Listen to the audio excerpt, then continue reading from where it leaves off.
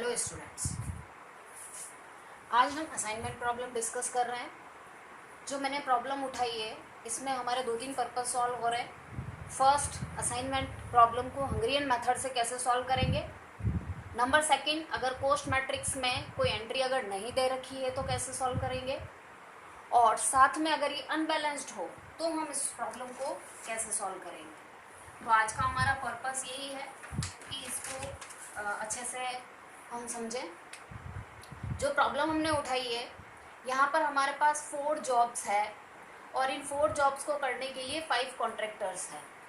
हमें काम को इस तरह से असाइन करना है कि मिनिमम आवर्स में हमारा काम हो जाए या मिनिमम कॉस्ट पर हमारा काम हो जाए। ऑल्दो ये एब्स्ट्रैक्ट फॉर्म दे रखी है हमें प्रॉब्लम की, अगर आप इसके डीप में जाएंगे तो ये जो पूरी एक प्रॉब्लम होगी वो प्रोजेक्ट फॉर्म में होगी कि कुछ जॉब्स हैं और कुछ कॉन्ट्रैक्टर्स हैं, वो इन शर्तों पर अपना काम करते हैं। जैसे फर्स्ट जॉब अगर एक कॉन्ट्रैक्टर को दी जाए तो उसको 18 आवर्स लग सकते हैं, 18 कॉस्ट भी हो सकती है पर यूनिट पर, वटेवर भी। ये हमारा पूरा जो हम अगर प्रैक्टिकल प्रॉब्लम में जाएंगे तो वहाँ हमें ये क्लियर होगा कम्प्लीटली, तो वो डिपेंड करता है। तो हमने जस्ट एक प्रॉब्लम उठाई है कि हम इसको कैसे सॉल्व करें, किस तरह से जॉब्स को कॉन्ट्रैक्टर को असाइन करें। स्टेप 1 होती है इसकी, आप फाइंड आउट करें कि ये बैलेंस्ड है या नहीं। तो आप ऑब्जर्व करेंगे कॉन्ट्रैक्टर कितने हैं, 1 2 3 4 5 और जॉब्स कितने हैं, 4। यानी ये मैट्रिक्स कितने ऑर्डर की हुई, 4 क्रॉस 5 ऑर्डर की मैट्रिक्स ये है। तो आप क्या करेंगे, इसको बैलेंस करने के लिए एक 5th जॉब जिसको कहा जाता है डमी, ये डमी जॉब हम इसके अंदर और डाल देंगे। और इस डमी जॉब की जो कॉस्ट हम मान रहे हैं वो हम कितनी लेंगे, जीरोस आपकी कैलकुलेशन को कम करेगा, इसलिए हम जीरो ही डमी जब भी लेंगे वहाँ हम कॉस्ट जो है एसोसिएटेड कॉस्ट वो हम क्या लेंगे, जीरो ही लेंगे। तो जो फर्स्ट स्टेप थी वो थी बैलेंस्ड प्रॉब्लम है या नहीं। तो अब आप देखेंगे 5 कॉन्ट्रैक्टर हैं, 5 जॉब है, यानी ये जो पूरा मैट्रिक्स बना है इसका ऑर्डर बन गया 5 क्रॉस 5 ऑर्डर। नाउ ये हमारा फर्स्ट स्टेप था। Second step is row reduction. Row reduction के लिए आपको क्या करना पड़ेगा, आप फर्स्ट रो उठाएं, मिनिमम नंबर सर्च करें, इसमें से मिनिमम कौन है। तो आप देखेंगे मिनिमम कौन है, 18 इज मिनिमम। तो 18 को इन सारे एलिमेंट से सब्ट्रैक्ट करना है। तो आप सब्ट्रैक्ट करें, 18 minus 18 is 0, 25 minus 18 that is 7, 22 minus 18 करें, कितना मिलेगा 4, 26 माइनस 18 करें that would be 8 and 25 minus 18 it will be 7। इसी तरह से सेकेंड रो में करें। सेकेंड रो का मिनिमम एलिमेंट कौन सा है, सबसे छोटा एलिमेंट 24। 24 को आप माइनस करें, 26 minus 24 is 2, 29 minus 24 is 5, 26 minus 24 is 2, it will be 3 and 24 minus 24 will be 0। तो ये 2 रो मैंने आपको निकाल के बताई है। सेम प्रोसेस यहाँ पर स्मॉल, अब यहाँ जो डैश है यानी यहाँ आपको एंट्री नहीं दी है तो इसको आप एज इट इज रखेंगे through out calculation.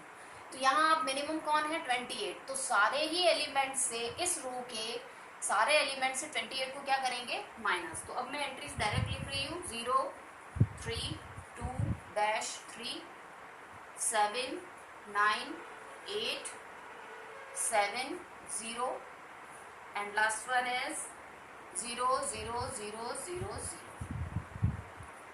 Next step है हमारी कॉलम रिडक्शन। कॉलम रिडक्शन के लिए हमें क्या करना पड़ेगा,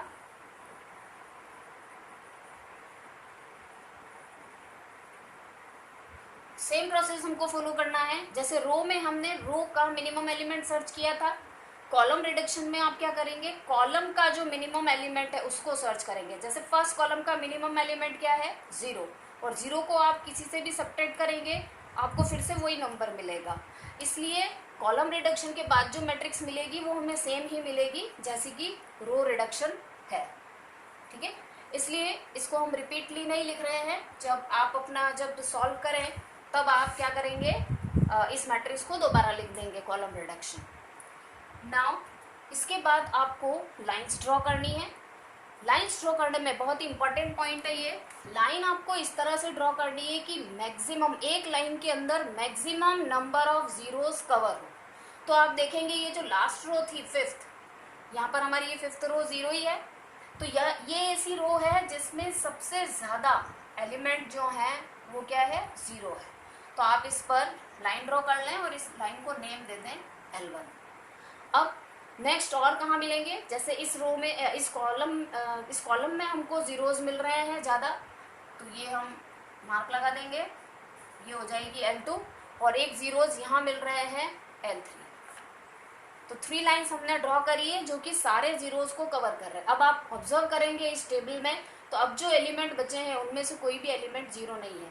दैट मीन शर्त ये है कि सारे जीरोस कवर हो जाने चाहिए, और सेकेंडली लाइंस इस तरह से ड्रॉ करनी है कि एक लाइन में maximum number of zeros cover हो जाए। तो मिनिमम नंबर ऑफ लाइंस में आपको सारे जीरोस कवर करने हैं।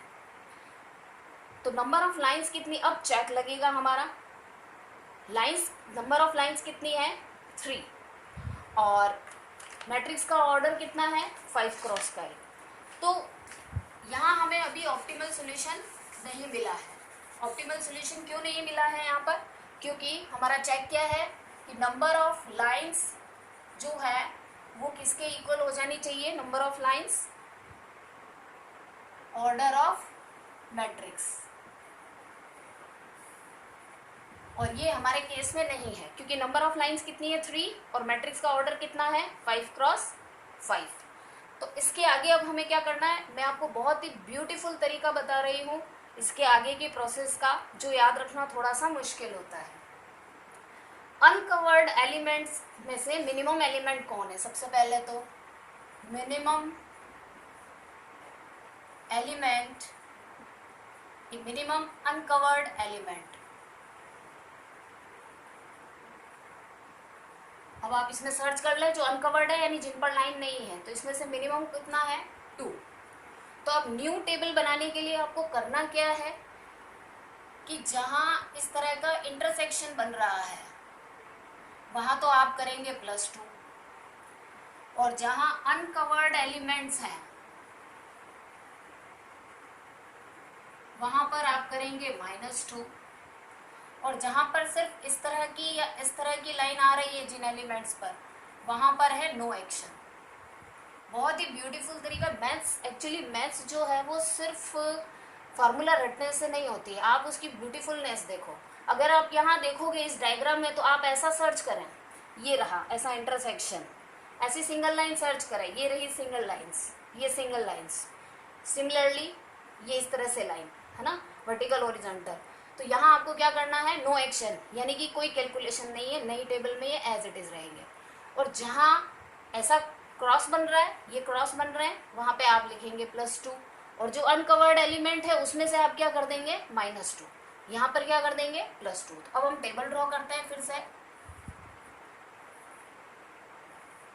क्या करना है, क्या बताया है, फर्स्ट एलिमेंट देखिए 0, किस कैटेगरी में आ रहा है, ये इस कैटेगरी में आ रहा है, सिंगल लाइन है, नो एक्शन, तो write down 0 year.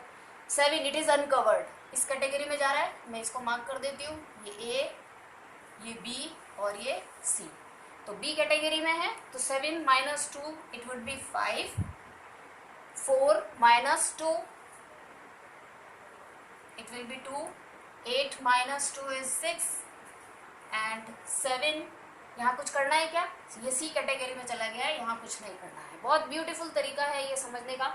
Next 2 C category है, कुछ नहीं करना है, अनकवर्ड है B category, 5 - 2 is 3, 2 - 2 is 0, 3 - 2 is 1, and 0 यहाँ कुछ नहीं करना है, ये C कैटेगरी में चला गया, ये होगा एज इट इज। तो इस तरह से आपको पूरी टेबल बनानी है। ये टेबल आप बनाएं, और मैंने 2 आपको निकाल के बता दी हैं, बाकी की एंट्रीज में एज सच लिख रही हूँ, 0 1 0-3 77650 and last is 00000। Okay, sorry, इस एंट्री पर हम ऐड करेंगे 0। यहाँ देखिए, यहाँ क्या बन रहा है, क्रॉस, यानी कौन सी कैटेगरी हो गई है, ए कैटेगरी। ए कैटेगरी के लिए क्या करोगे, +2, और उसी तरह से यहाँ पर भी क्रॉस बन रहा है, तो ये लास्ट एंट्री जो होगी वो भी कितनी हो जाएगी, 2 हो जाएगी। अब आप लाइंस ड्रॉ करें। लाइंस इस तरह से ड्रॉ करना है कि maximum number of zeros cover हो जाए। तो ऐसी आपको बहुत सारी पोजीशंस दिख रही है। एक तो यहाँ है, यहाँ 3 जीरोस है, एक यहाँ दिख रहे हैं 3 जीरोस है, ये 2 जीरोस है। तो हम लाइंस ड्रॉ करते हैं। ये फर्स्ट लाइन L1। नाउ अब कहाँ ड्रॉ कर सकते हैं हम, जैसे इस लाइन में सिंगल जीरो, तो ये लाइन आप ड्रॉ नहीं करें, इस जीरो को कवर करने के लिए आप इधर ड्रॉ करेंगे, क्योंकि यहाँ पर क्या आ रहा है, ज़्यादा जीरोस आ रहे हैं इस कॉलम में। ये हो गई आपके L2, ये हो गई L3, ये हो गई L4। यानी हमने टोटल कितनी लाइंस ड्रॉ करी है, 4 लाइंस ड्रॉ करी है। और अब आप देखेंगे जो बचे हुए एलिमेंट्स हैं उसमें से एक भी एलिमेंट जीरो नहीं है, यानी हमने सारे जीरो कवर कर लिए हैं।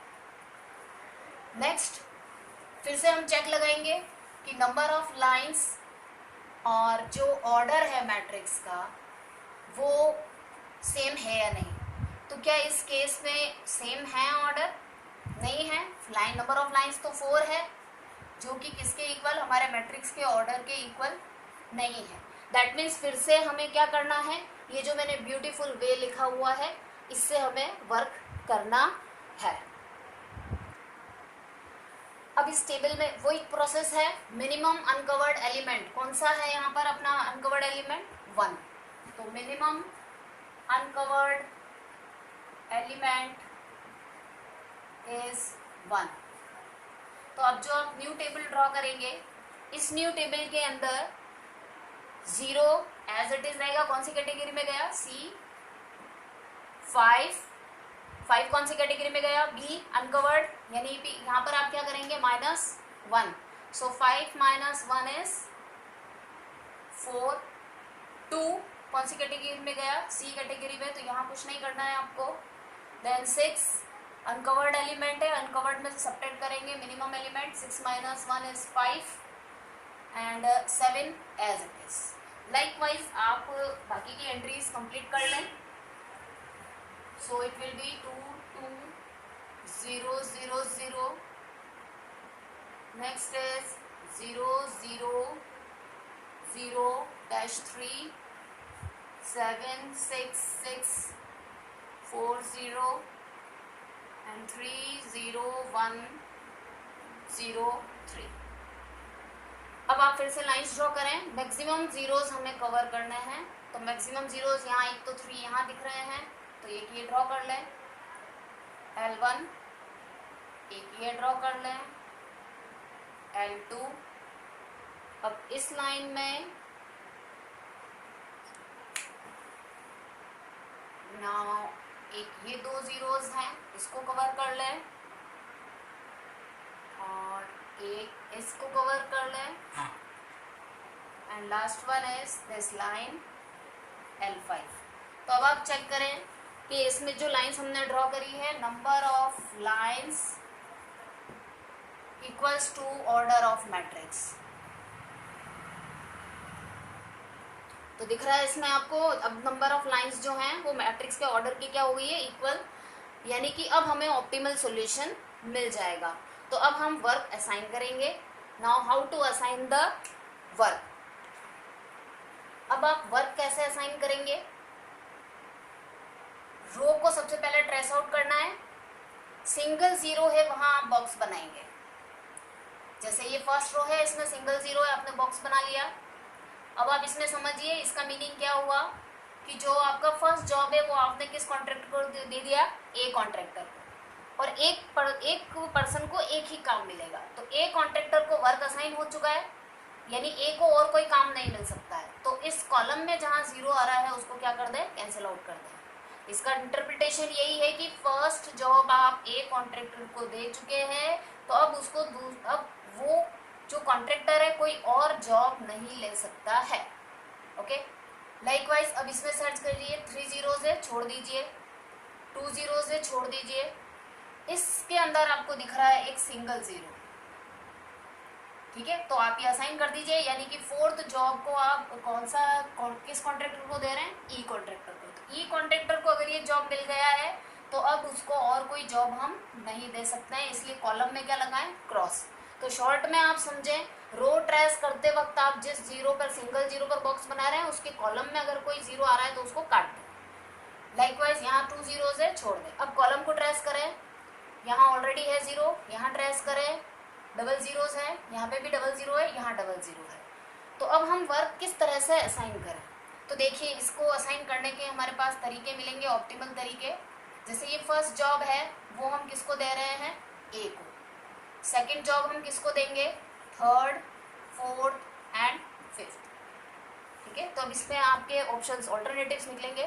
फर्स्ट को आपने ए जॉब दे दिया है, अब सेकंड की बारी आती है। सपोज सेकंड को हम सी जॉब दे देते हैं, तो सेकंड को अगर हमने सी जॉब दे दिया है तो अब सी को हम कोई और जॉब नहीं दे सकते हैं, तो ये एंट्री चली जाएगी यहाँ से, ओके।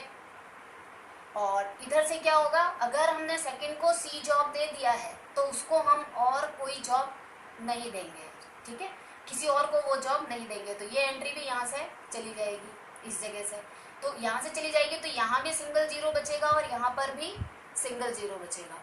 इसका मतलब क्या हुआ कि हम थर्ड को कौन सा जॉब देंगे, थर्ड को हम देंगे बी जॉब। फोर्थ को ऑलरेडी यहाँ देखिए, यहाँ तो सिंगल जीरो ही था, ई जॉब। और फिफ्थ को हम कौन सा जॉब दे रहे हैं, फिफ्थ को हम दे रहे हैं डी जॉब। अब एक ही जॉब बचा है, ये 4 तो हो गए, तो हम डी जॉब दे रहे हैं। सेकेंड ऑल्टरनेटिव, फर्स्ट और फोर्थ तो फिक्स रहेंगे।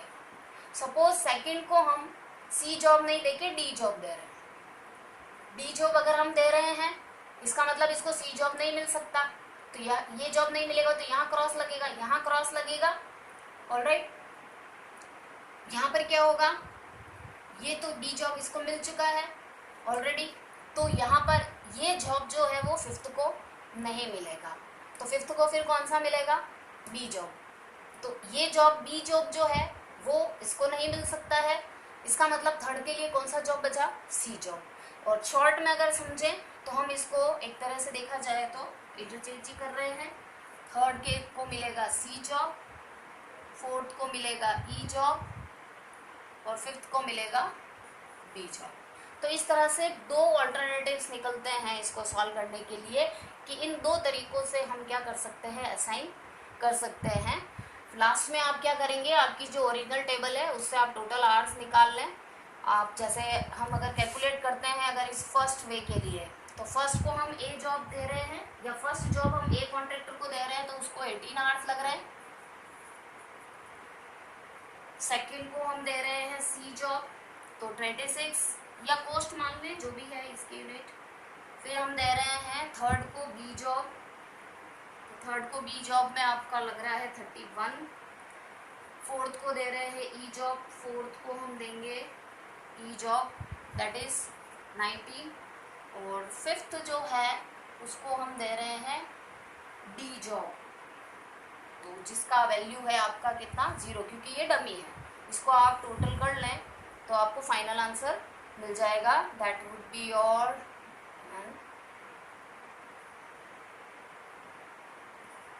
will be 2, 3, 6 approx 94। लाइकवाइज आप इसका भी कैलकुलेट कर लें, ये आपका फाइनल आंसर मिल जाएगा। तो ये इस वीडियो में बहुत बड़ा वीडियो बनाया है और इसमें हमने 3 तरह की जो प्रॉब्लम्स हैं वो एक साथ हमने सॉल्व करी है। फर्दर टॉपिक्स के लिए आप सब्सक्राइब करें चैनल को और न्यू वीडियोस पाते रहें। Thank you very much.